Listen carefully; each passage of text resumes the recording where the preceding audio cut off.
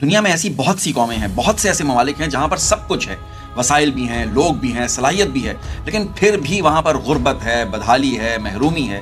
جہاں پانی ہے مگر لوگوں کی پیاسی نہیں بجھتی، زمین زرخیز ہے لیکن وہاں فصلیں ہی نہیں ہوتی، کارخانے ہیں لیکن روز بیچارہ مزدور بھوکا مرتا ہے۔ وہ چاہیں تو پانی کا نظام بہتر کر کے زراعت میں انقلاب لا سکتے ہیں، وہ چاہیں تو ڈیم بنا کر، نہروں پر ٹربائنز لگا کر سستی بجلی پیدا کر سکتے ہیں۔ چین نے ایسے ہی کروڑوں لوگوں کو بجلی دی اور ان کی صنعت کہاں سے کہاں پہنچ گئی ہے، ان کا مقابلہ کوئی نہیں کر سکتا۔ وہ چاہیں تو ہمسائے ملک سے سستی بجلی اور تیل اور گیس لے کر کے عوام کو ریلیز دے سکتے ہیں۔ ترکی نے ایسا کیا ہے، بھارت نے ایران اور روس کی تیل اور گیس کے معاہدے کیے ہیں اور وہ اپنی عوام کو ریلیف دے رہے ہیں۔ وہ چاہیں تو امن و امان قائم کر کے قوم کو سکون کی سانس دے سکتے ہیں۔ وہ چاہیں تو ٹورزم کو فروغ دے کر کے ماحول کو بہتر بنا کے فیکس آمدنی آرام سے بڑھا سکتے ہیں۔ دنیا میں بہت سارے ایسے ممالک ہیں جو ٹورزم سے اپنی معیشت کو سنبھالے ہوئے ہیں، ان کے علاوہ اس کے پاس اور کوئی چارہ نہیں ہوتا۔ وہ چاہیں تو تعلیم کو جدید بنا کر نئی نسل کو مہذب قوموں کی صف میں کھڑا کر سکتے ہیں۔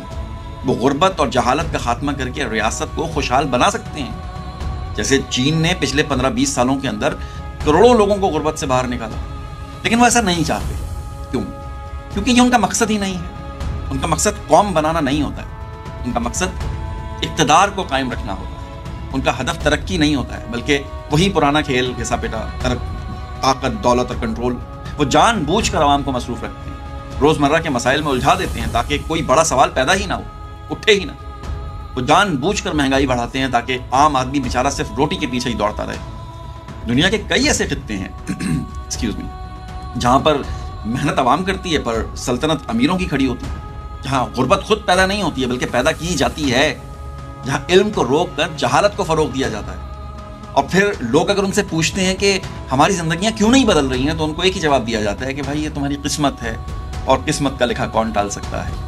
حالانکہ یہ قسمت نہیں ہوتی ہے، یہ ایک منصوبہ ہے، انہیں غلام رکھنے کا منصوبہ، انہیں قید رکھنے کا منصوبہ۔ دنیا کے کئی خطے، کئی معاشرے ایسے ہیں، ایسی درجنوں قومیں ہیں جو انہی زنجیروں میں جکڑی ہوئی ہیں۔ شام برسوں سے بیچارہ حالت جنگ میں، یمن جہاں پر بھوک، بیماری، بم ایک ہی وقت میں گرتے ہیں، افغانستان جہاں نسلیں امن کے معنی بھول چکی ہیں، سوڈان کو دیکھ لیجیے، ایتھوپیا کو دیکھ لیں، کانگو کو دیکھ لیں، جہاں دولت زمین میں ہے مگر عوام بیچاری بھوکے پیٹ ہے، مر رہی ہے۔ کیوبا دیکھ لیں، فلسطین دیکھ لیں آپ کے سامنے، جہاں پر انسان سانس تو لیتے ہیں مگر زندگی نہیں جی سکتے۔ یہ سب وہ قومیں ہیں جنہیں وقت کے حاکموں نے قید کر کے رکھا ہوا ہے، کبھی سیاست کے نام پر، کبھی مذہب کے نام پر، کبھی جمہوریت کے نام پر، کبھی آزادی کے نام پر۔ لیکن ان کا اصل مقصد کیا ہے؟ ایک ہی، عوام کو کمزور رکھو تاکہ طاقت چند ہاتھوں کے اندر رہے۔ یہ غلامی پوری دنیا میں پھیلی ہوئی ہے۔